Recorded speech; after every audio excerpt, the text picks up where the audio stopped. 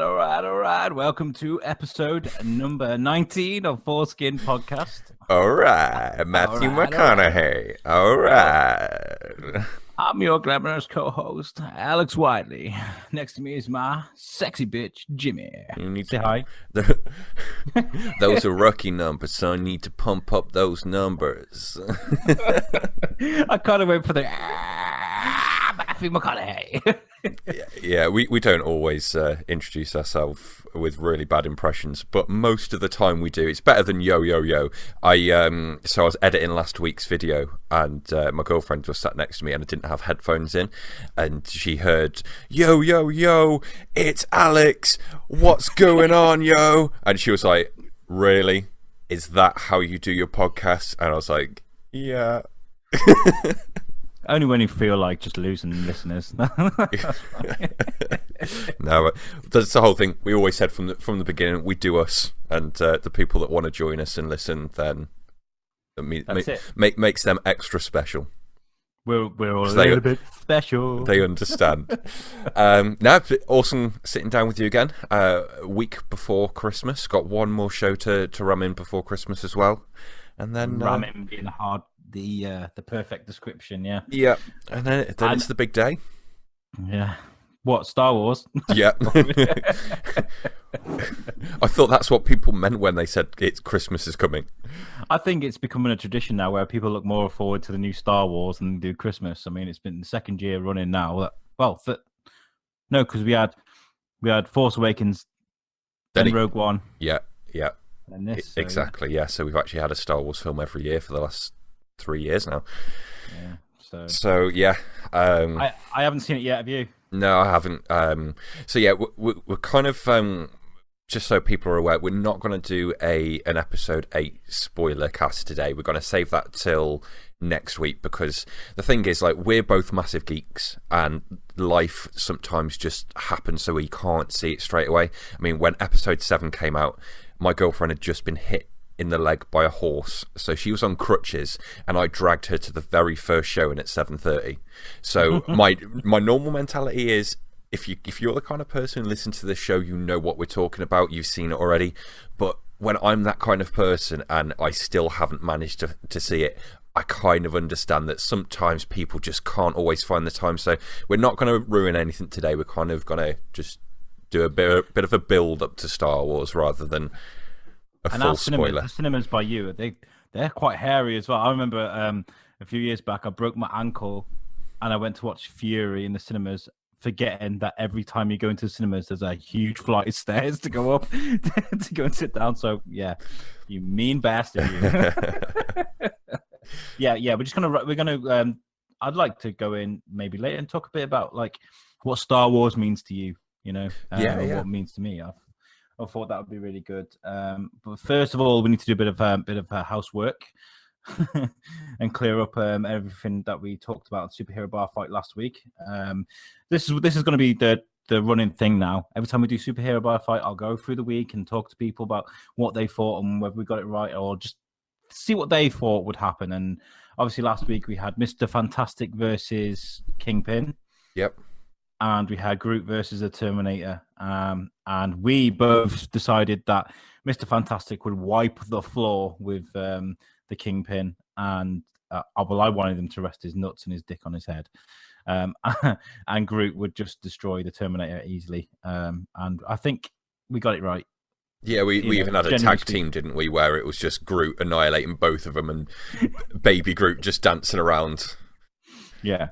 Baby Groot isn't a popular character, actually. I think they must have been looking at toys or something I know, like, there's got to be a process of Groot growing and stuff, but Baby Groot's annoying.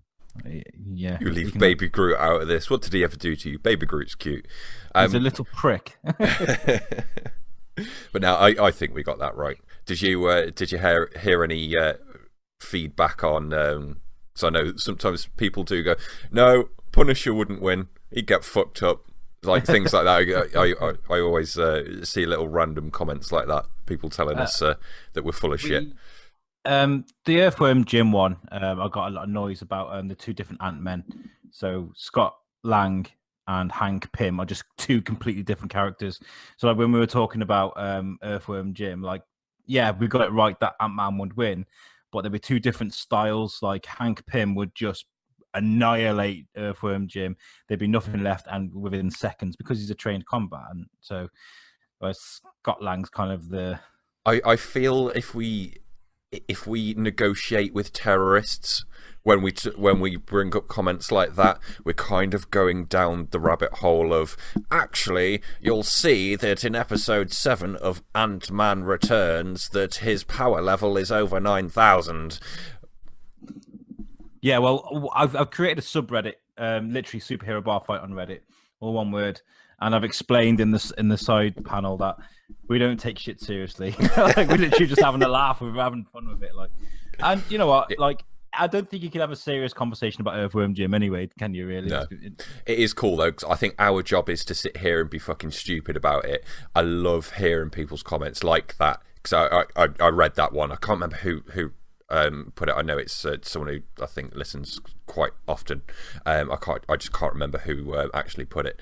I love reading comments like that though, when people actually want to go a bit deeper into it.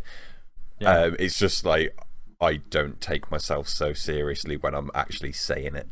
Did you see the new list that I put up as well? Did you see that? Did, yeah. So we could have some new...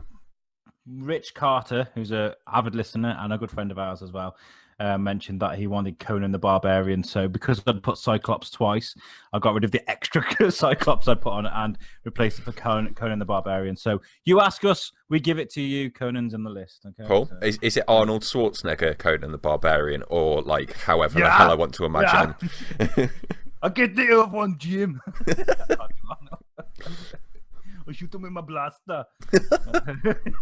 Anyway, okay, so Star Wars. Yeah, I mean, what are you expecting tonight? When are you going? I've not got anything booked. I don't know when I'm going to be able to. That's the shitty thing, is I don't know when I'm going to actually be able to go and see this. And you know, going off what I said earlier about, you know, I dragged my girlfriend at 7:30 when she was on crutches to see episode 7. That kills me. The fact that I'm looking forward to this more than Christmas. I really am. Like, I think I say in a couple of episodes, but I don't know what I'm actually most hyped about at the moment in kind of like my geek mentality, whether it's like Marvel, DC, geeky stuff like aliens and shit like in space. I love my space stuff, or Star Wars. And I think at the moment Star Wars is at that top of that list because they're taking it to that next level for me. I'm hoping for some twists and traitors and swapping of the light and dark side and finding out who's daughter and son and all that shit. It's almost soap opera-ish, isn't it? Like, yeah. Who's raised parents, like, you know? Yeah. But we enjoy that. But what I have got a problem with at the moment is people like comicbook.com and IGN and... It's IGN or ING? I always get them mixed up. Okay. But they straight up spoilers, like not even giving a fuck. Like I don't care if they don't put. There hasn't been anything put like this, by the way. This isn't a spoiler. But say, for example, someone had died in the movie, and they'd be like, "Oh, such and such. What do you think about spoilers? Death in the movie?" Yeah, but Han Solo dying. Yeah. Yeah. Do you know what I mean? Like, I don't want to know about that. Like. I've unfollowed IGN until this is over. I'll then refollow them because they're a good source of information. And comicbook.com I fucked off way before Justice League. Yeah, you got to remember one thing. You got to remember one thing. You have a responsibility as well. And I've said this to you before. When you comment on shit, I see your feed. So if you see a spoiler and comment on it, going "fuck you," IGN, goodbye motherfuckers. I see that comment as well. So you are my dickhead of the week this week because I half saw that spoiler and I kind of skipped straight past it. I closed my eyes. So I don't know what it was. I just saw a couple of people's faces. But yeah, it was like what I saw was alluding to rumours anyway before the film, so it didn't ruin anything for me. It's kind of like just half a bit more confirmed what I thought was going to happen. But yeah, you've got a responsibility there to all of your followers. Well, we had the big argument on the Garmy. somebody had put a thing. I'm not going to repeat it. It was bullshit anyway what he'd put, but he put a thing on there just to rile up everyone. Yeah. And it's one of these. Did you think such and such's performance was? And then everyone went fucking nuts, right? And then so one of the comments was, "I'm going to take your photo," because he was this guy who'd written the spoiler. Had a picture of him and his kid. And he was like, "I'm going to take your photo. I'm going to Photoshop it and put dicks all over your kid." And I was just like, that's a bit too far. Like, there's a difference. There's a line between, one, spoiling Star Wars, and two, being sexually suggestive to someone's kid. Like, I don't care how much you love Star Wars. Like, you don't suggest. So I had an argument with this guy, and it was going back into, he started mentioning about my picture. This is why I changed my profile picture before. I've changed it back to something now. But he was threatening my picture and stuff. So I tagged Garrett from Garrett and Justed Triggered in this because I wanted him to see the argument, and I was in the heat of the moment, and I forgot that I'd tagged him into the spoiler. Oh. But so it's not a spoiler. I've had it confirmed. It's not. It was just a guy taking the piss. But I wanted to apologize to Garrett. I wanted him because their show is about people getting triggered and pushing people to the point, and I wanted him to see that. Yeah, this is how you trigger people, motherfucker. Like, start on people's kids. That's the line, Yeah, that is generally the line you don't cross. But yeah, I'm just hoping for more sort of like just more of episode 7, really. Like, that film was just it hit the mark of what I wanted it to be. And I get that not everyone likes it. There's a big thing about, it was just episode 4 rehashed. That's fine, because I want episode 4 to be done with new technology. If I could get them to remaster that film where it looked brand new, but with all the old actors, which is physically impossible without pure CGI, I would have them do that. So I don't care if it's a very loosely, like, if you put if you surmised each plot twist with like 4 words and put them all in a row for like the actual, like, the script, I don't care if it follows that same plot. Like, it's stuck on a planet, finds out that they're related to something, or that they've got these powers, goes on a journey, meets an old master, blah blah blah. That's every Star Wars film. Yeah. But yeah, so I don't care if it's a rehash of Empire Strikes Back in this one. I don't give a shit. I just want them to make it look nice and pretty like they did number 7, and move the story on. Which lightsabers do you prefer? Do you prefer the kind of roaring fire-like ones we've got now, or the old style whom whom? Old style all the way. I don't like his roaring, the one with bits at the side. One, it's completely fucking impractical. That guy would not have a right thumb left. You just wouldn't. He'd be like taking motherfuckers out left, right, and centre, wouldn't he? Like, swinging that thing around. It's like, to be fair though, it's like, when like in China they put like pins at the back of their head so that like they walk straight and stuff like that. It's good training like that. Like, you're gonna be a good swordsman because it's like you're not gonna fuck up. But I didn't really like the lightsaber, but at the same time, I didn't let that ruin it at all. It's just like, okay, that's how you're doing it. That's fine. Are you looking for, like, okay, so if you have to pick one, are you looking more forward to Rey's development or Kylo Ren's development? Both. Through the stories? I want to see how they're going to bounce back and forth. Obviously we know who's Kylo's related to, but like who Rey's related to, and seeing how the light and dark twist between them. I'm looking forward to that end point leading into episode 9 of right, so that's how we're going into this big next one. Like, that's whose sides they're on, even though I've got a sneaky feeling that you're not really going to know. I think it's going to be a sort of, it'll leave you decide. And there's like people probably watching this now who have seen it, just been like, "Nope, you're totally wrong." But yeah, and this is what I was going to say. I was going to say, there's no point in us speculating what's going to be in the movie because like we're going to look like dickheads. It's out. But yeah, that's what I'm hoping for. But sort of like going back a little bit as to, I know you wanted to go into like your history with Star Wars. I was I kind of knew about Star Wars and liked it as a kid. When it was just the original trilogy, because obviously that was out before I was into that kind of thing. But I kind of more I won't say grew up, because I was still however old, but in terms of popular culture, I grew up more with the new films. So to me, I enjoy droids as much as I do stormtroopers. I'm just going to put that out there. Like, anyone who's just like, no, the droids are shit, all that Confederate fucking clone stuff and the droids and all that, the first trilogy, it's all shit. Just like, I enjoyed that as how we got there. And I honestly, I don't see the original trilogy as a droids and the light side of things. I see it as this is how Darth Vader came to be trilogy. Yeah. I think Star Wars is more about Darth Vader than it is about Luke Skywalker. That's why I have no problem now that Darth Vader is, in air quotes, dead.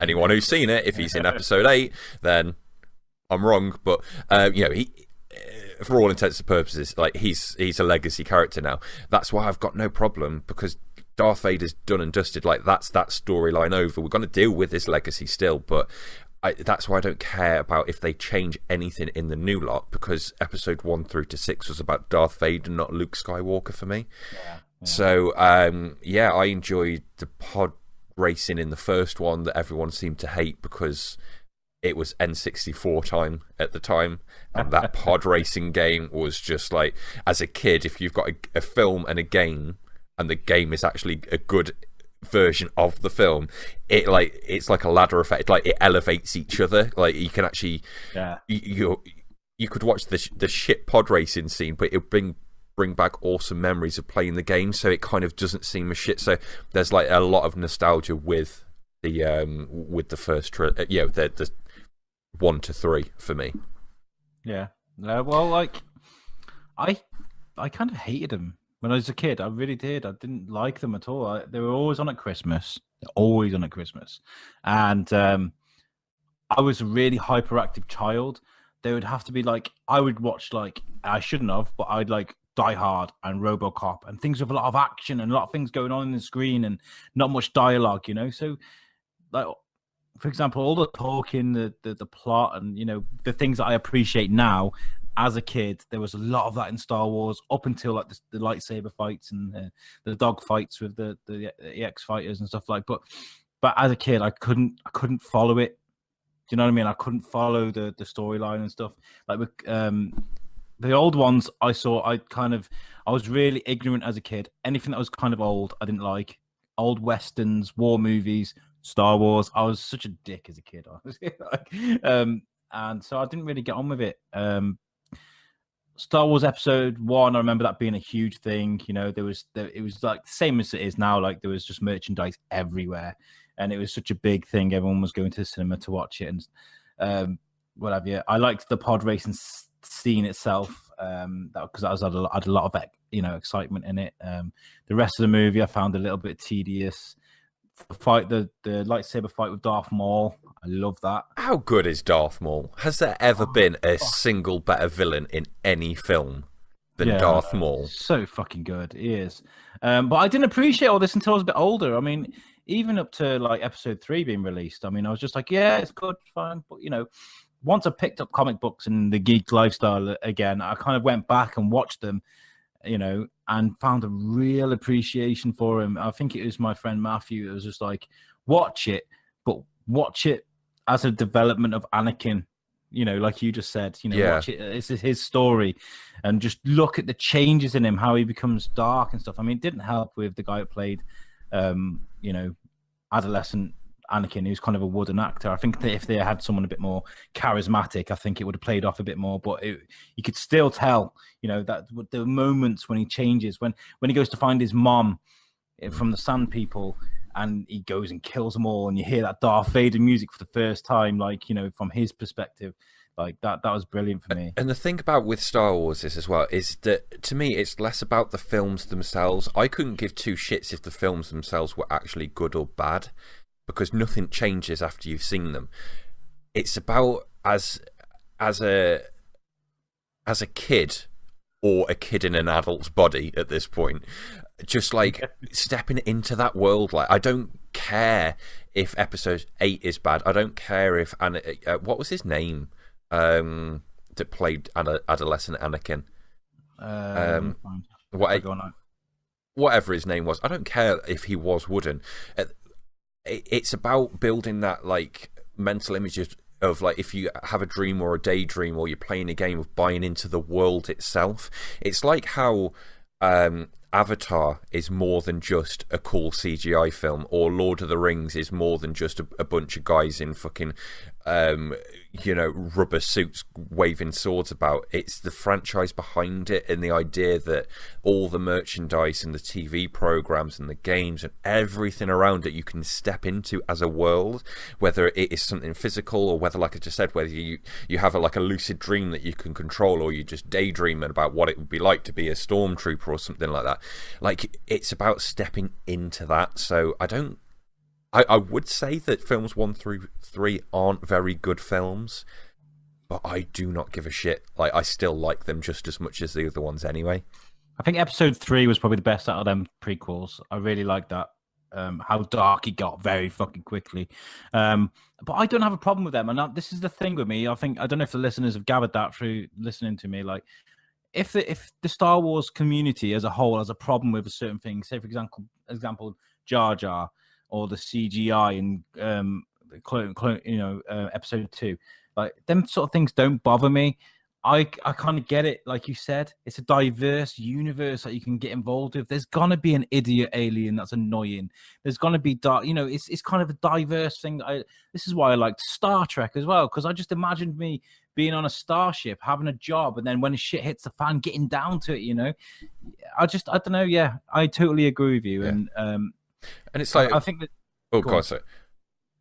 Like when you look at like the CGI, just as an example, there's a reason why episode 2 didn't look like Avatar, because it was made before Avatar. There's a reason why Yoda used to be a sock puppet, because that's what they had then. Like, it is what it is. Like, there's certain franchises that you got to look deeper than like the actual face value of. So yeah. And when episode 2 was out, like the Hollywood was using fucking CGI like a crackhead uses heroin. They were using CGI on everything for everything, and it was everywhere. So it was just part of the times, like you said. Yeah. It could be worse. It could have been like Alien 3, where General Grievous had like a weird red hue to him. Or like The Hobbit, when Gandalf walks at 45 miles an hour through a wood. What? Like he's a black and white World War II footage. Yeah. So I mean, I think this film's going to be great. I think it's going to make money. But for certain reasons, I don't know if it's going to. I don't know where it is at the moment in the box office, how it's hit out, but I think Force Awakens made so much money because Star Wars had been away for so long. It's it's the same as Jurassic Park, like Jurassic World, should I say, like we were talking about last week. It's a thing that nobody has had for a while, so it's gonna make money. It's gonna print money because it's Star Wars, and it always does. But I think I'm gonna like it even if it's shit. There isn't one Star Wars movie I don't like now. They're all very precious to me. So yeah. What would you say is your favorite? Can you do that? Can you pick a favorite? I honestly can't. My favorite Star Wars thing is Star Wars Battlefront 2 on PlayStation 2.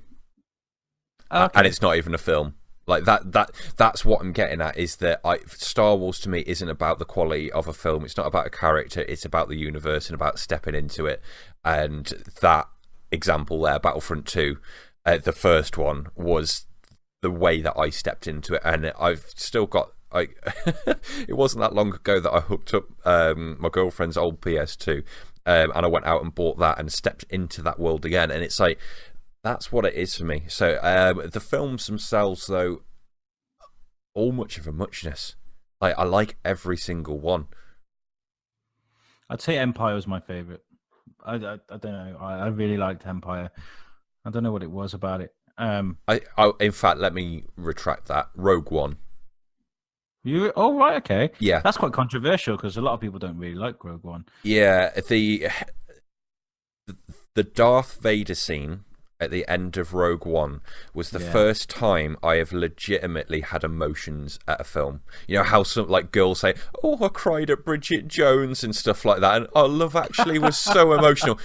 Yeah. Darth Vader chasing down those... I had like my hairs on my arms stood up. I felt fear for those people. And I'd heard the rumours that there was a bit at the end, and I saw the lightsaber go on in the dark alleyway. I was like, oh, right, this is cool. And as it went on and on and on, and they were going behind door after door, and I was like, oh my God, he is not stopping.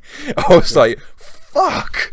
And this is what they needed to do, I think, with Darth Vader. I think they do need to try and get a film in between with Darth Vader, because he's portrayed as this ruthless motherfucker. I mean, I know we see him kill kids as Anakin, and then obviously the shit he does like for the films, but you don't see him going on a massacre like that. And just for those few seconds, you're right, it's fucking fearsome. That was the first time that I ever felt like he was a guy in stepped out of an old guy in an awkward suit into an actual, you do not fuck with this dude, he will kill you.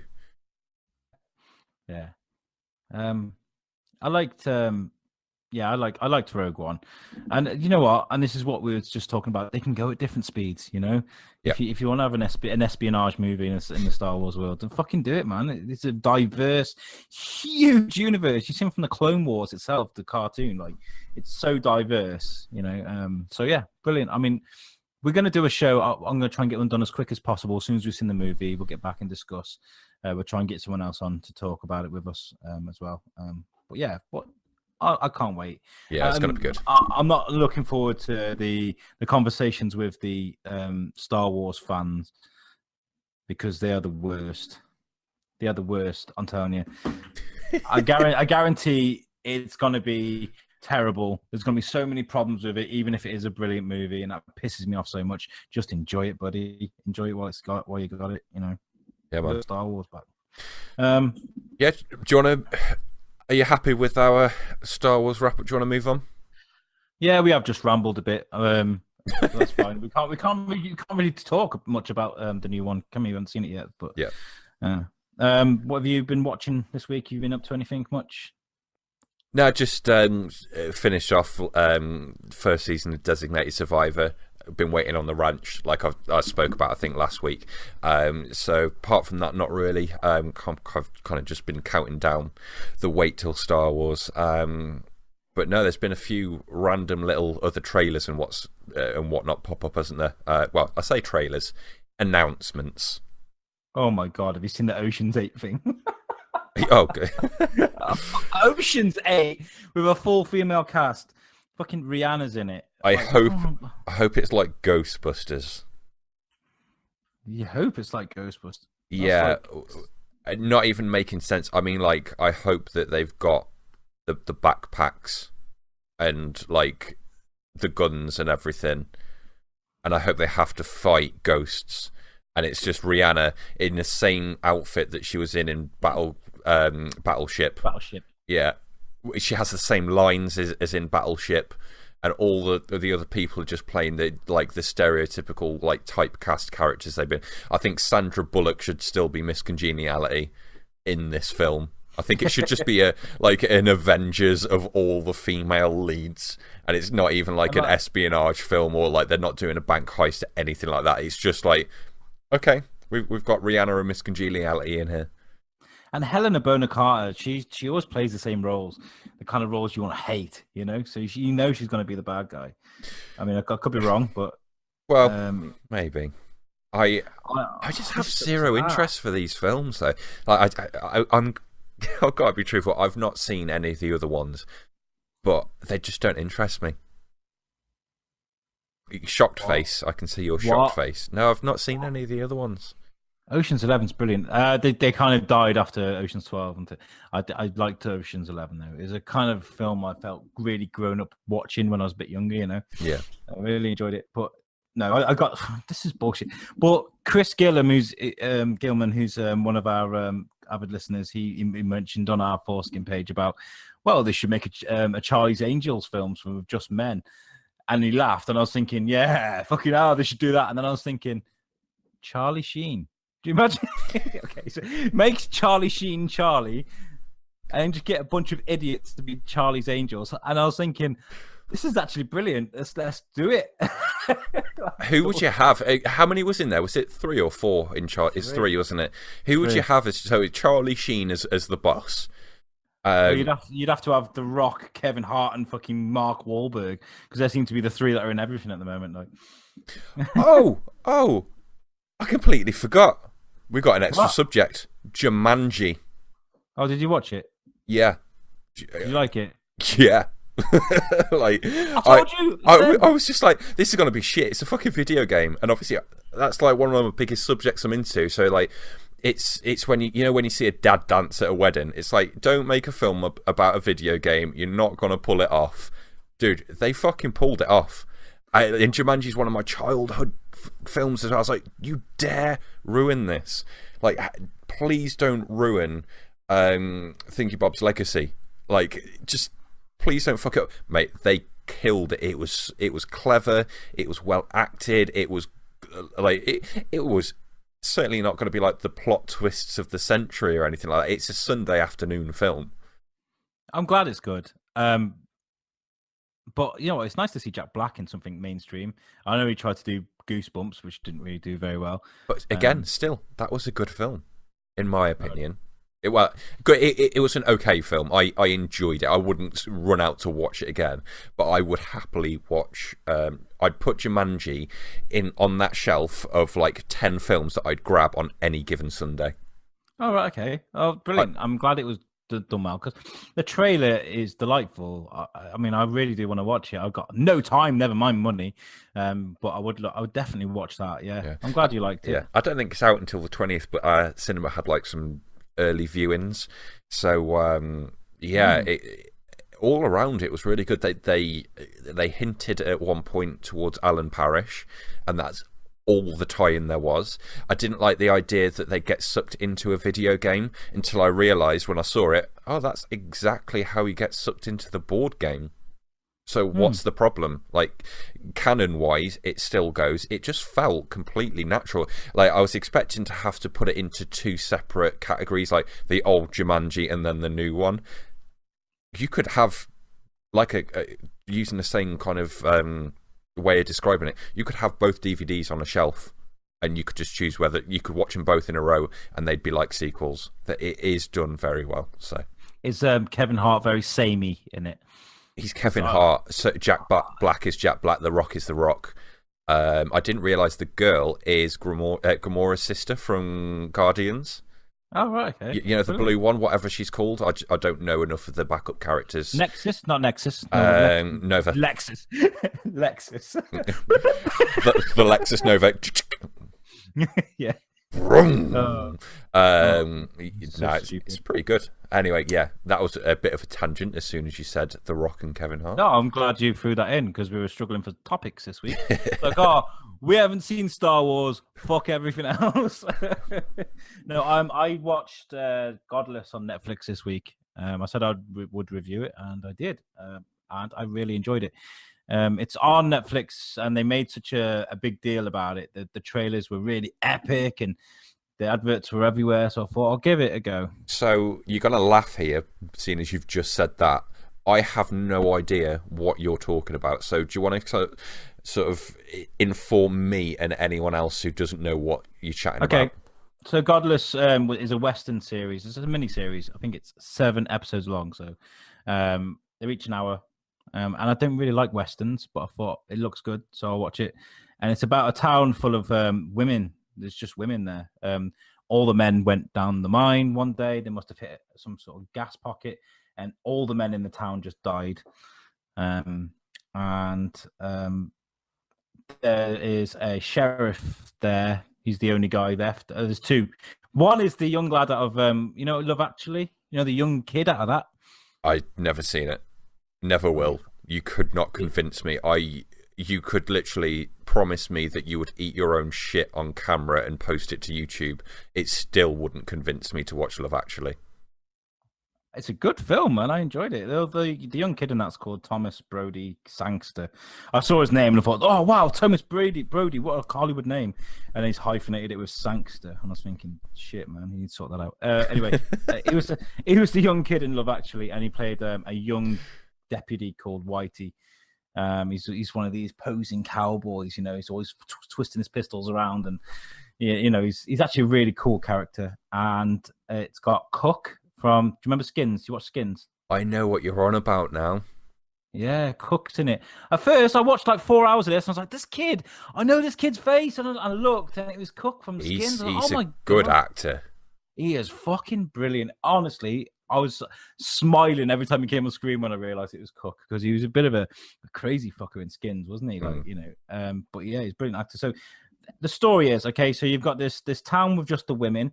The sheriff is the women all call him a pussy and a coward and stuff because he won't go into pistol fights anymore. So he won't defend the town, and the reason being is he's going blind. But the women don't know that, so they just think he's a coward. Actually, he's a brilliant character. And Cook, who's a young cowboy guy, has fallen out with Jeff Daniels, who is his adopted father, who's a gang member and a bit of a fucking psychopath. They have a dispute. Young Cook hides out in this town, and then you got Jeff Daniels looking around the area for him with his huge gang of like 30 people. And as way of getting his vengeance, if you like, on Cook, I've forgotten his name. Anyway, that guy, he burns a whole town to the ground, kills every single one, women, children, derails a train. They steal. Honestly, he kills everyone. He's a really vengeful son of a bitch. So he's on his way to this town, and there's lots of stories. It's very slow, really, really slow. I mean, if you want to watch this, don't expect fireworks at the beginning, but I loved it for that. You got to know all the characters and all the women, and like I said, Whitey, you really get to like him as a character. And it's also really cliche. It's cliche as fuck. It's all the hat tilting and the pistol spinning and the walking as if they've fucking got really the heaviest balls in the world, all that cowboy shit, But I loved it for that. It's got everything in it as well. It's got violence. It's got a good backstory. Boobies. It's got boobies in it. Got boobies. Boobies. And what as well I picked from it is it's a town full of women, and it portrays like what you imagine a town full of women would be. Just bitchy women that are gossipy and looking down at each other as if they don't agree with what they do, and they're weird for doing it. And as well, the series, as it builds up, the last episode, it builds up to one of the best climaxes ever. Your typical cowboy shootout, but I'm not going to spoil it. It is fucking immense. Like, I didn't think a cowboy movie or cowboy series or anything like that could be so exciting, but it does build to that. That's cool. And you know what? It made me appreciate Jeff Daniels. Jeff Daniels from Dumb and Dumber. And Looper and stuff, he's a real menace in it. Like, he's a guy who walks around with a white collar suit. He pretends to be a preacher, and so like people trust him, and then he's just a bastard. Like, he's really menacing. Like, but at the same time, if he sees someone in help, he will actually try and help them. Yeah. Until he kind of just changes. So like, he's really unpredictable. You'll think he's trying to help someone, like you've seen him help before, and then he'll just gun him down or change his mind. He's a bit of a psychopath. Like, so. You know what? I would definitely watch it. I don't watch Westerns. I think The Lone Ranger, the new Lone Ranger is like the only sort of one I watch, and Back to the Future 3. So I watched this just on a whim, and I really, really enjoyed it. The acting talent is fantastic. Thomas Brody's good as a young sort of deputy, cocky son of a bitch, like. And then Jack O'Connell, who was Cook from Skins. He's got a great accent. And what is it with America? What is it with Brits like playing cowboys in America? You got like the guy out of Walking Dead playing Rick. He's English. Surely you could find your own cowboy. Just go to the Wild West, because it still exists. Just go get an actual cowboy. Go to the frontier. Get a redneck from the bar. I'm sure there's plenty of them. But yeah, great series. I really enjoyed it. I would definitely recommend it to anyone. Cool. So maybe after Designated Survivor, you can shove that down your throat. Yeah, well, season 2 is hitting every week, so yeah. And I've just managed, I think, if it's still going, I've managed to land the whole 24 box set for £10. Oh, goodbye then. See ya.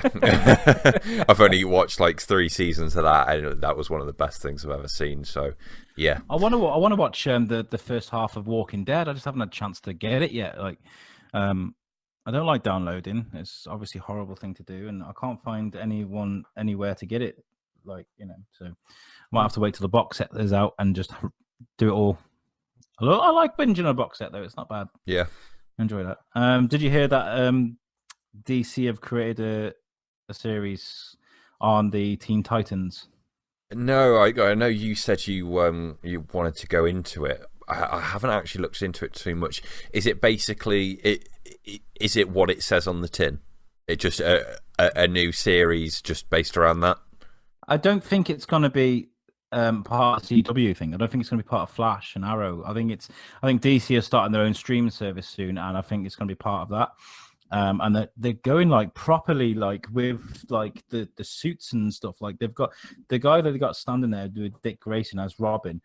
It looks like a proper Hollywood suit that they've got ready for him, So I don't know if it's going to be part of the DCEU. I don't know where we stand with that. But at the moment, I haven't got the actors' names. I'm sorry, I was meant to write them in, but I forgot. But they got an actor for Dick Grayson, one for Hawk and one for Dove. But do you know what?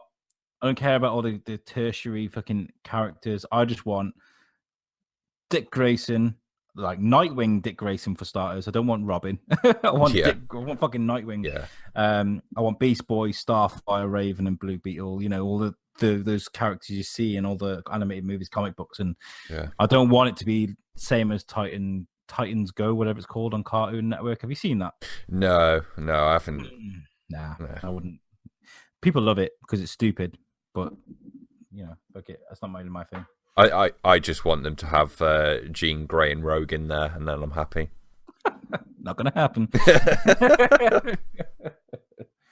Oh god. Yeah. So Anyway, you had something you want to talk about, didn't you? You saying? Yeah, we were kind of like discussing dickheads of the weeks, and like I've kind of got into a habit of not actually doing that, just finding a subject. So I've kind of like this plan that we had of like having segments. I've just like completely ignored it. So I'm being a shit co-host. I do appreciate, but it kind of gives me an opportunity just to bring up something and we can go like as deep as we want into it. So I've been keeping tabs on a story that's been sort of like developing a little bit about the I don't know whether you've seen it, the meteorite that has entered our solar system from almost undoubtedly deep space or another solar system. So it's travelled light years, at millions and billions and millions and trillions of miles to get here, and it's basically like a cylindrical shape which you wouldn't expect to get from an asteroid. You'd expect something a bit more spherical. It could be like, it doesn't need to be symmetrical, but you'd expect it to be, round edges and something that would naturally form, rock shaped. This is like a cigar, so the ways that would have to form, they have not really got any explanations of natural ways that could form. Now, it could be that it is, let's just say, 2 asteroids have hit each other, and that is a part that happened to break off and its trajectory changed. That, it could well just be something very natural, but interesting nonetheless. And what's happening is it's I think next month it's going to be passing pretty close to us, and then over the next year it's going to be travelling back out to Jupiter. Or when I say back out, obviously the solar system doesn't look like those diagrams that you used to get in primary school, where it was like they're all in a row, so like everything's all around like in orbit, so like we could be the opposite side of the sun to Jupiter at the time, like, but in air quotations, back out. How big is it? I don't know the actual dimensions, but it's pretty fucking big. In terms, would it hurt us to hit us? Would it like hook us up? Yes, but it's not going to.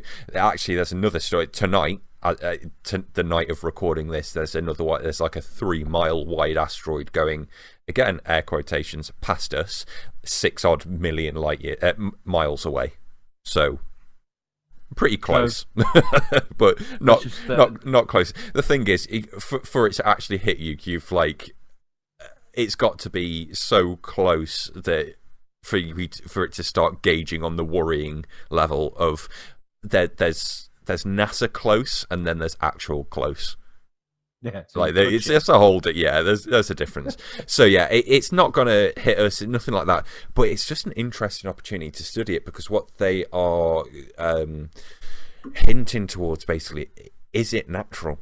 Like, is it actually an asteroid, or is it a spacecraft of some sort? And it doesn't need to be manned. It doesn't need to mean that there's grey aliens on there going, and if you look to your left, you will see Earth. Nothing like that, but in terms of an unmanned drone, like a reconnaissance thing, something like that. So they are hustling at the moment to try and find ways of obviously studying it, how they're going to do that, whether they're going to send things to it, whether they're going to scan it, things like that. I just thought it was really interesting that sort of within our lifetimes, opportunities like that are actually coming up, rather than just a case of... You know what it is? What? They've been Googling, they've been looking at our internet, and they've seen like a video of Trump, and they've gone, oh no, that not that fucker, right? That's it, we're going. We're gonna go there and sort that orange little man out, like. So a bit just like, yeah, this is our opportunity, boys. They won't look at us twice. They've got that fucker running the country. Yeah, it would be a great opportunity to get the orange man out of power, running the country like a fucking idiot. Like, yeah, and do you know what? Actually, I'd accept any help we can fucking get. Bring your giant cigar to our planet and help us out, please. Yeah, how do you think we'd actually react if that happened, though? Like, do you think, and without getting like political about like Donald Trump and stuff, do you think if we had something come down? Have you seen the film Arrival? Yeah, brilliant film. If something like that actually happened, how do you think we would actually like deal with it? Do you think we'd scramble and be like sent? Obviously, militaries would scramble; they'd have to. Like that's just a no-brainer. But do you think it would? I don't even know where to begin with this, because you start going down the rabbit hole of if they were that advanced, would they even be after talks with us? Would they just be here for resources? Would they want to enslave us? I think we'd argue amongst ourselves rather than deal with a problem, if I'm honest. You're going to get rednecked in America being like, get them out of that country. They're abomination, and then you're going to get people like, they're a gift from God. And then you're going to get people like, no, let's speak to them. Let's reason with them. We're just going to get people like, no, you're wrong. No, you're wrong. And, while we're arguing amongst ourselves, they'll just wade in and smack a beacon in the ground. I don't think we're there yet as a race of people. I don't think we can deal with that shit. We can't learn to get on a lot with ourselves, never mind other people. I think if you look at like the way that we react to new technologies as an example, I think what you'd find is that it would be very different if it was a very arrival situation where they come down and they're just there. Like if we, let's say, if we found out that this was a spacecraft and it was like undoubtedly that you can see like electronic radiation and all that kind of stuff. You could heat signatures on it, all that kind of shit. 100%, it's alien life, and then it zips off past to Jupiter. So we've got that confirmation. I think initially there could be some sort of galvanizing force, because it's like the first time that we'd all be under the same umbrella, if you will. But I think if you look at the way that we react to technology as an example, I think we get used to it. I think within, it's how within a year we went from thinking you can't put buttons on a screen on a phone. Within a year, you hand someone a Nokia 3310 and you're like, I've got to press this button 3 times to bring up C in a text. It's just like, it becomes normal. And I think you are right. I think it would be almost like a District 9 situation where it's like, oh shit, would react all together one way, whether it's a good or bad thing. And then I think it would sort of like dissipate into a very like a normalistic thing where it's just part of, we're not alone. Do you think that an alien, like, I don't want to sound like Tom DeLonge. I'll talk about that in a second, right? But let's be hypothetical about this, right? But say an alien race kit did come down and they tried to integrate with our work. They just really wanted to like live amongst us and learn our ways. Do you think that we would accept them? I do. As human beings. I do. I think as a species, like we can be horrendously violent, and you look at all the big events. They're all based and organised around warfare of some sort, but that tends to be because of like a political influence or like a social element that's past an individual person's nature. So if there was right now, it's sketchy grounds because the person in charge of that is Mr. Trump. But as a whole, I think we are a much kinder species than we actually take credit for. I think our ability to always analyze ourselves in like a Hollywood way always puts us like, you know, it's how Hollywood is always about shit. There's nukes going off. But we save the day. We want to be that species. We want to be that kind, that kind animal. And like, if you look at chimpanzees as like as a parallel there, like you've got normal chimpanzees who are brutal. They're violent. Everything is based around who can you fuck up, whose face can I tear apart. You look at bonobo chimpanzees. They have zero violence. Their whole culture is based around sex, and it's like that. I think we are actually in that middle between the two, where we've just got traits of both, and I think it could tip us one way or another. I think we would, if we were approached peacefully and given the opportunity for it to play out peacefully. I think, we'd let it happen. I'd like to think so. Let's talk about what. I watched a Joe Rogan episode with Tom DeLonge the other night. I watched it in work with customers, and I did cringe at a lot of what he was saying. I mean, he was saying things like they've had technology for years and building spacecraft. Should we take 2 moments to actually go through this fully, because it's kind of one of those things that if it's explained out of context, it's very cringeworthy. Yeah, I mean, it's hard to explain because, like, Joe and Tom did it in like a 2-hour fucking podcast. Yeah, so basically, Tom DeLonge, the lead singer of Blink-182, he basically, when he was going through the fame and fortune stages of Blink, because they didn't realise it was going to be what it was, he went down a rabbit hole of conspiracy theories, alien stuff. He started researching a lot of things, and he set up lots of companies that backed new starters. So he got this kind of like portfolio of companies going, and he's done very, very well from it, sort of band aside. And through that whole thing, basically, he going down that rabbit hole, which I feel like I've used that phrase about 10 times this podcast. He started uncovering a lot and joining dots together between lots of different events. And all of this is alien orientated. So think Roswell, think Area 52, think all this kind of stuff. And he started joining all these dots together and putting out a few books. And on the back of these books, it's kind of like, you know how you can't lie to someone who knows the truth? You can't tell the truth to someone who's trying to lie without gaining their attention. Because if you know things that you shouldn't know, that should be top secret or something like that, then even if someone wants to deny it, they will know that somehow. How the fuck do you know that? Like, if I turn around to you, off air, you turn around to me and asked me about something that I'd only told my girlfriend, you'd be like, my reaction would be, how the fuck did she tell you? And you'd be like, no. So he basically started to, getting on the radar of lots of people in the government, NASA, generals, all this kind of stuff. And he got, long story short, he got brought into a lot of meetings about, right, you need to cease and desist this stuff.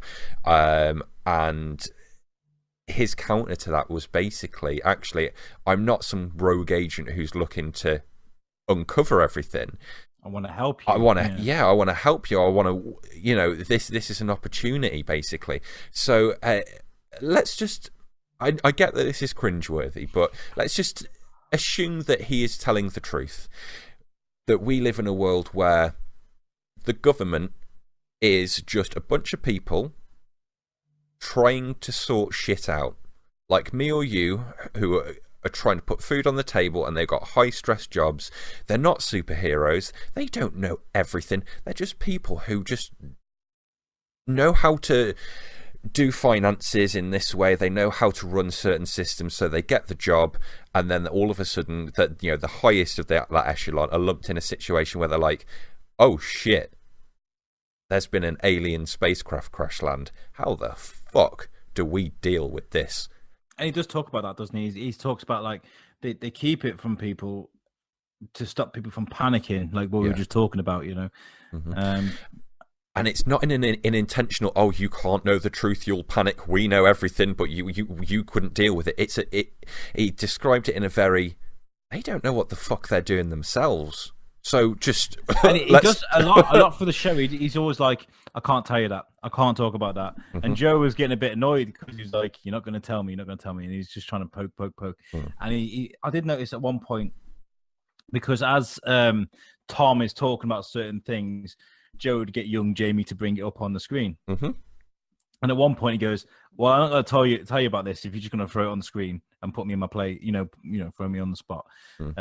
Because he was trying to explain things, A, without getting himself into trouble, and B, without going into too technical terms or not quite remembering the big words that he should remember, I suppose. Yeah. And that's the problem. But that's the part where I was kind of like, I need you to elaborate here, buddy, because like you're giving us all this information and you're not elaborating. I need to know where you've got this information, how you know this, put it into context. And he was struggling to do that. And that's why I was finding it a bit cringeworthy, So where all this is going, basically, he set up a new company, and this is where I'm either going to fall completely left or completely right on this, because at the moment, this company sells T-shirts, and it's a Kickstarter asking for your money to back it.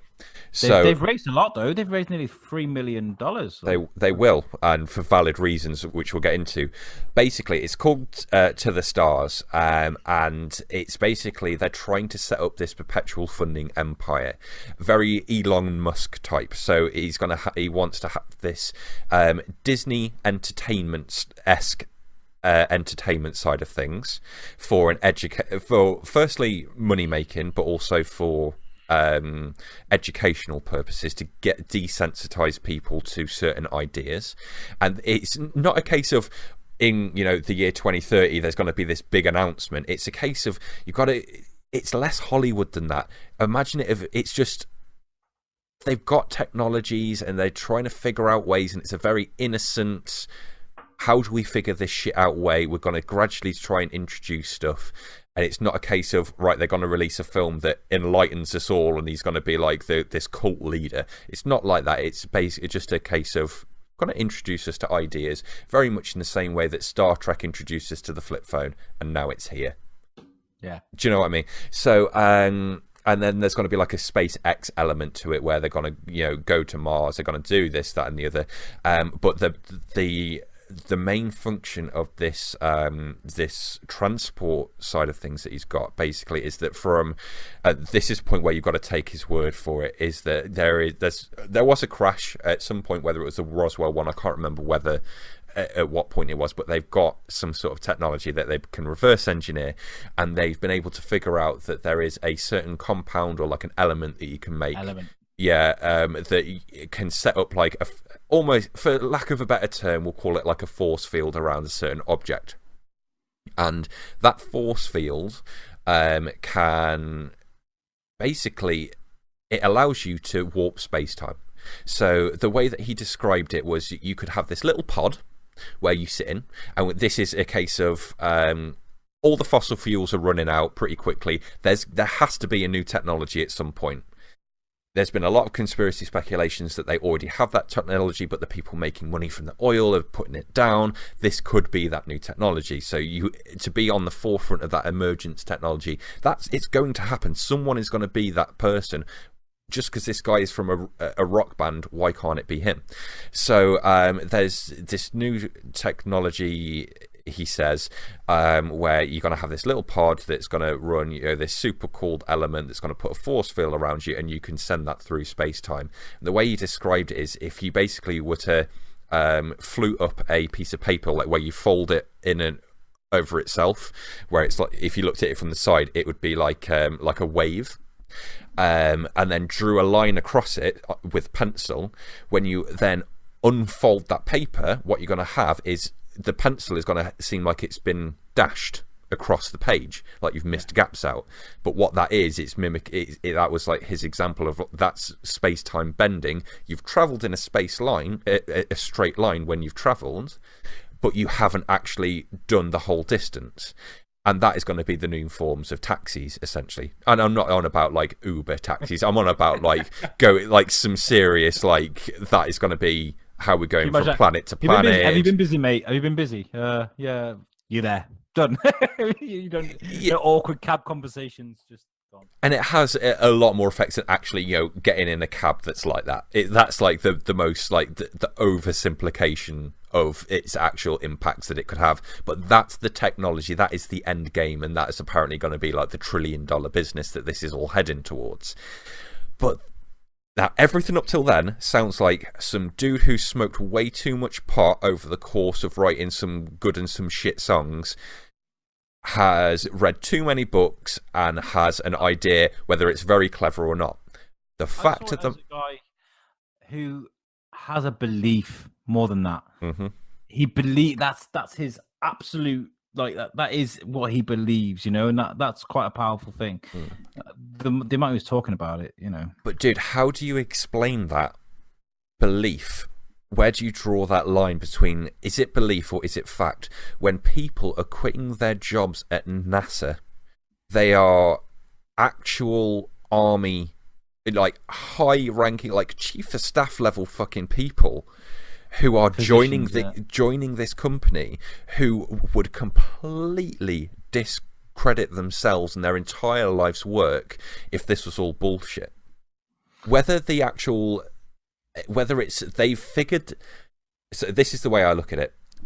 Either it's truth or it's bullshit. If it's truth, then there is alien technology that they've reverse engineered, and that's how that they've got this idea that they could have this new technology to that is going to be the new fuel source after the oil runs out.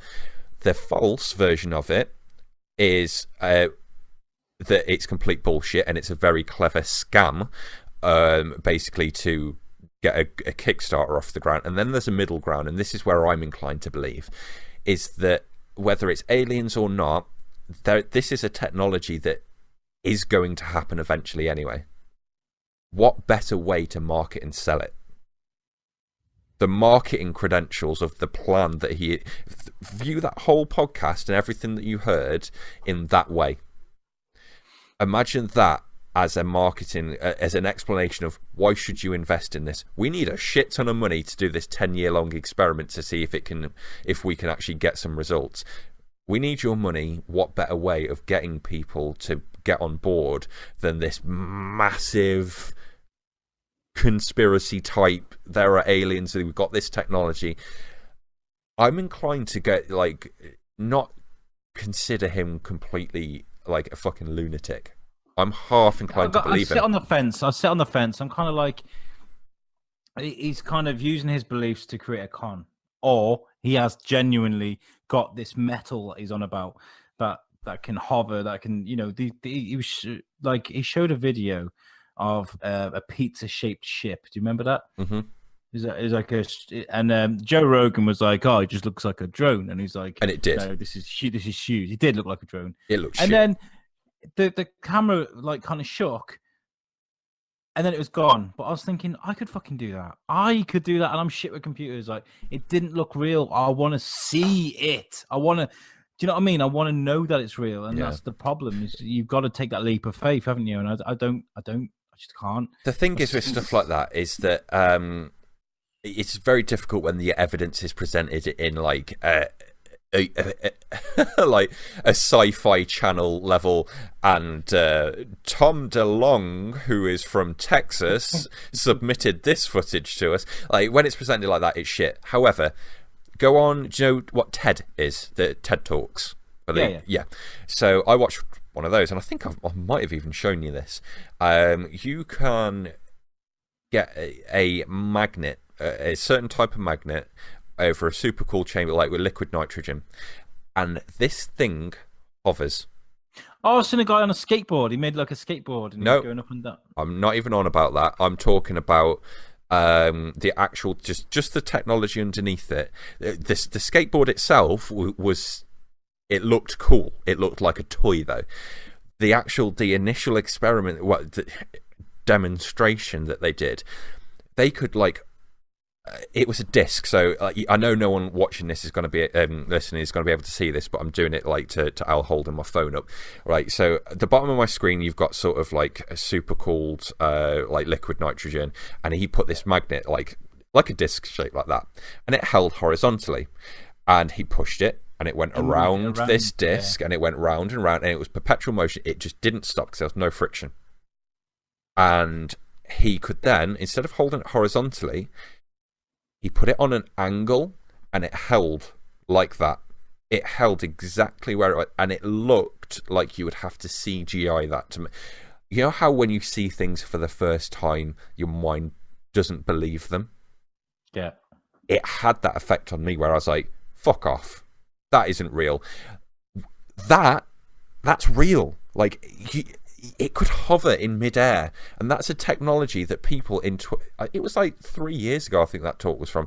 So in 2014, 2015, that was a technology that they could demonstrate just at a conference. If you actually put funds and wanted to, for lack of a better term, weaponize it, if you wanted to industrialize that technology, they could be doing that right now. Yeah, oil people, though, innit? Oil people rule the world. And when you look at the evidence, like you said with that drone video, that looked fake.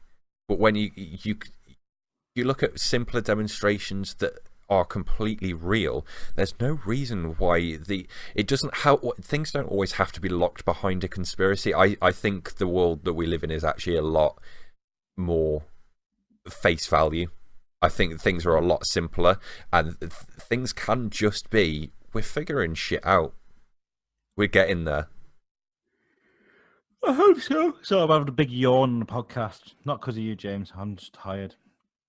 Yeah, I mean, we'll see where this goes. I don't think we're going to see any developments for a few years. I mean, Elon Musk has been at this for how long now?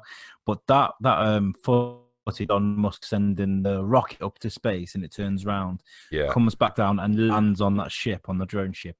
You got me into that, and I'm glad you did, because that was brilliant. Fantastic stuff to see. Yeah. Let me put my notes up. But yeah, that's what keeps my brain ticking. Shit like that. I'm glad we finally had a chance to talk about random space stuff like that. Isn't there an asteroid? Is it this one that's passing now? But there's an asteroid meant to be passing us very closely that's completely titanium or something like that. Some really rare metal that they really wanted to go and get Bruce Willis to go and dig up, There's some guy in Saudi Arabia who's just like, I want that. I want all that shiny shit.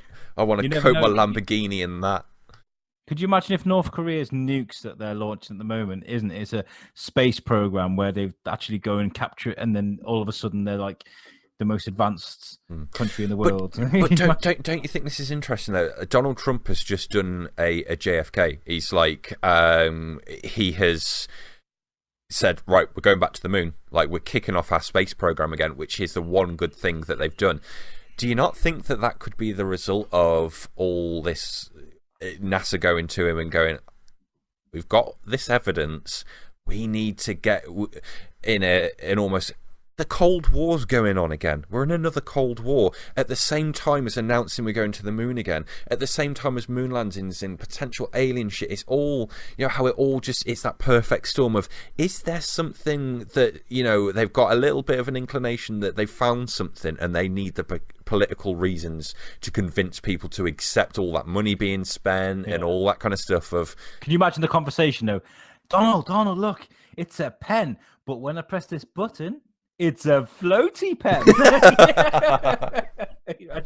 We can all have this, a floating pen. He's like, do it, man. Screw the wall. Just imagine it. Oh, God. Speaking of Donald Trump, I've got a couple of dickheads of the week. Yeah. And one of them is, did you see this? First of all, congratulations to Alabama, who've got the yeah, well done. The Democrat in charge there now. Well done. Beat Roy Moore. This guy is fucking unbelievable. I've been seeing so many fucking. This guy, so he reminds me of the campaign with Will Ferrell, that movie where he takes on the guy. It just reminds me of this guy. First of all, I found a video which I'm going to put all this shit. As soon as we finish this, I'm going to put it onto the Facebook, and I need you guys to see this. First of all, there's a clip of a guy. He's trying to convince a guy that on the news, this Roy Moore, that when you sign your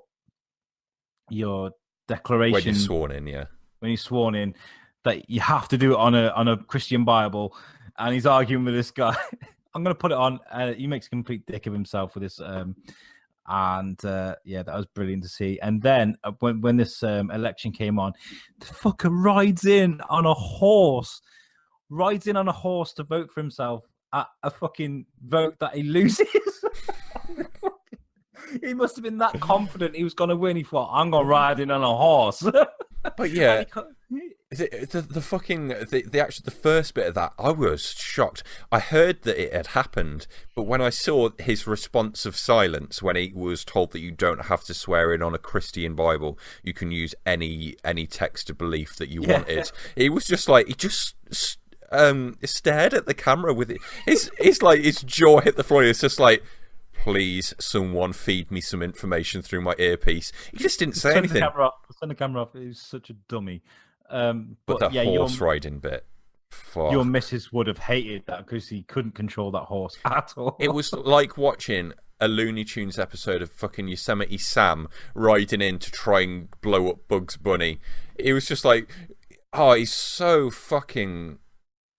He couldn't have been holding a rifle with a Confederate flag behind him, shooting his rifles up in the air, and being more American. I was watching that. I was just like, America, you're so funny. it's just like, no offense to it, because I know we do get US listeners, but that, oh, dude, like that side to your country has just got to get put back into the fucking 1920s.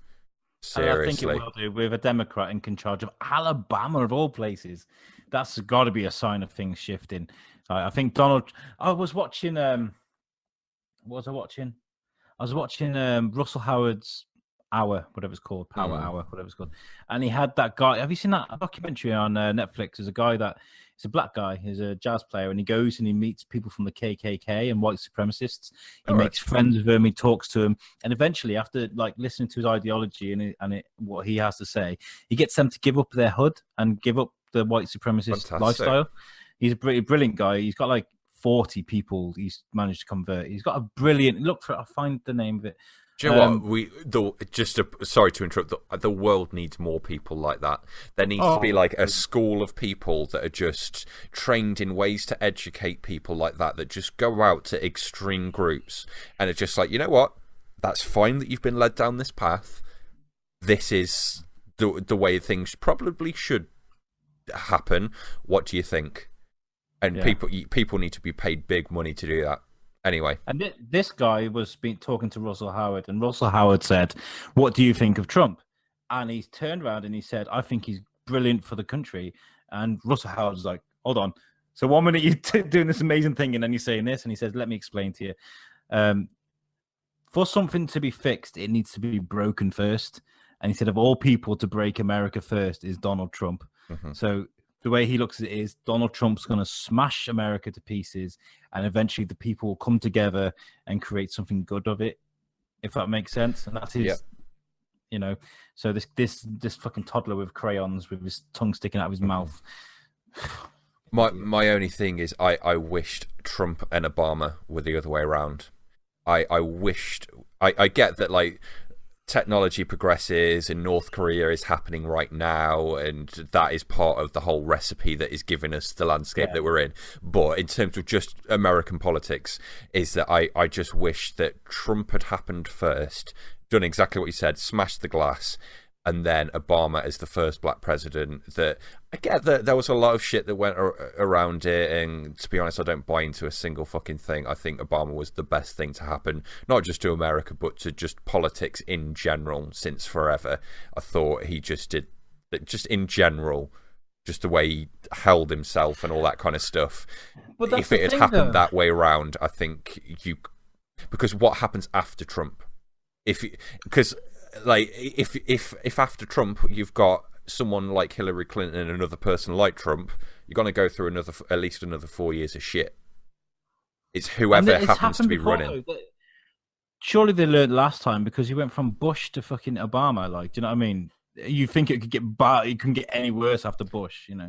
But I think after a while, Bush kind of calmed down, didn't he? He was less eccentric. It's a different beast. It's a different beast, though. Like that whole thing with Bush, like that was just a different era of Afghan and Iraq and all that kind of stuff.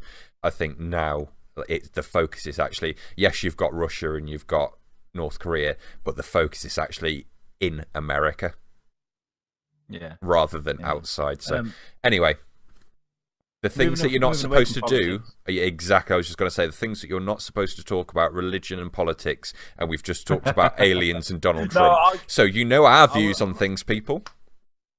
I wanted to bring Roy Moore up because he's such a fucking cartoon character. But no, I got a second dickhead of the week, and it's great because dickhead over there hasn't got one. Josh Homme from Queens of the Stone Age. Yeah. He made a boo-boo this week, didn't he? Yeah. He during a concert in the week, for some reason he just ran. It's on Instagram. I'm going to share the clip. And do you know what? I love Josh Homme. I love this. I love Queens of the Stone Age, one of my favorite bands of all time. Love Josh Homme, but he does this really random, weird thing where he just boots a camera out of a photographer's face whilst walking along the stage, whilst performing, obviously. It was just such a weird, random thing for such a nice guy like Josh Homme to do. The world went nuts about it. Obviously, it's all over social media. And then a couple of days later, he basically sent a really sincere, real apology. I think a message on social media. It seemed like a really stupid thing that he'd done. Just booted the camera. He apparently really hit the guy's face and broke the camera. And then this video was really sincere. I'm really sorry. I don't know why I did it. I'll pay for whatever I need to do. And if you need to sue me, then sue me. But I'm really sorry, you know. Yeah, it's like, the thing is, like, Josh Homme, he's like, what, 8'12"? Like, he's a giant guy. Yeah. So he only needs to swing his leg around and catch you with it. And it's probably going to be like getting hit with a baseball bat anyway. Yeah. I can honestly say, as someone who's been in a band playing music, stuff like that, when you get into the zone, you don't really know what you're doing. If he's going around on stage, that could have just been at the time, he could have had a split-second little thing of, you know what, I'm going to tap the camera with my foot. Completely misjudges it, doesn't even realise what he's done, and then he's got to deal with it. That explanation is not going to cut it, so the explanation of, yeah, I was a dick is better. So, I honestly, I think it was, I texted you this, didn't I, when you sent me the video. I was like, that looked to me, even when he did it, that looked like a completely honest split-second mistake that's like, oh, sorry, mate, I didn't even realise why I did that. But when you fucking break someone's face and break, you know, thousands of pounds worth of camera, it goes a little bit further. His apology was so genuine as well. Yeah, it was quite. We'll put this on the Facebook page. And Justin Bieber, if you're listening, this is what happens when a genuine nice guy fucks up. We're like, Josh is a nice guy. We can forgive him. When you fuck up again and again and again, we just hate you even more. Okay, because you keep doing it. Josh Homme will learn from this and probably never do it again. You know, but you fucker. Yeah, I hope it doesn't have any impact on the band or anything. I hope that, like, the social justice warrior crowd doesn't go too crazy, even though it already has and it will continue to, I know. But I hope people kind of take a step back and realise that actually things, no matter how dickheadish they look, can be honest mistakes. They can be a little bit more innocent than the actual how it looks on video. And I said to you, if that was me, if I was the cameraman, I would get him to pay my medical bills because he did fuck up, and I would sue him for shit for that if it had an impact. But then I'd accept the apology as well and go for a beer with him afterwards. Yeah. Who fucking wouldn't have a beer with Josh Homme? You know? Yeah. He's one of my heroes, but that's just me, you know? Yeah. I'd love to have been in that position and be like, Josh. He just kicked me in my face. He broke my nose. First I give, then I take it away. Anyway, it's that time again, buddy. Shall I do our new super special sound effect? Yes, let's go for it. Superhero Bite!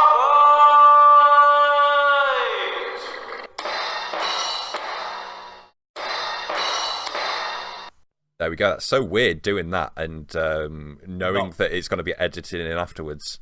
I don't know how it's going to sound. I get so excited at this part of the show that I do genuinely just want to shout superhero. Okay, so we've got number 101. Wow, we've got one of the new ones, which is Clayface from Batman. You know Clayface? Oh, yeah. Okay. Against 28, which is... Oh my fucking god, Luke Skywalker. Oh, wow, brilliant. Oh, this would be awesome. I think this would, again, be a bit of a war of nutrition. Attrition? I'm going to eat you, Clayface! Oh, I'm so glad that I blundered then. That was brilliant. I had my Weetabix this morning. Yeah, it'd be a war of nutrition. Yeah, I think... Oh, Christ. So does Clayface have to be in any certain conditions to be able to do his shit, or can he just, like, mould and go into whatever shape he wants to be at any time? I've read a few comic books. He's in a few of the new Batman comics, but it doesn't go into his, like, life or anything. He's just Clayface is here, and he just changes into whatever. Yeah. I think this would be a good fight, but I do think Luke Skywalker would have the upper hand of... He has the force. He can kind of sense things. The thing is, like, he could force push him. He could sense it. He could jump over him. He could, like, be doing all, like, parkour shit. He could be cutting off Clay fingers with his lightsaber. But it's just going to mold back into Clayface.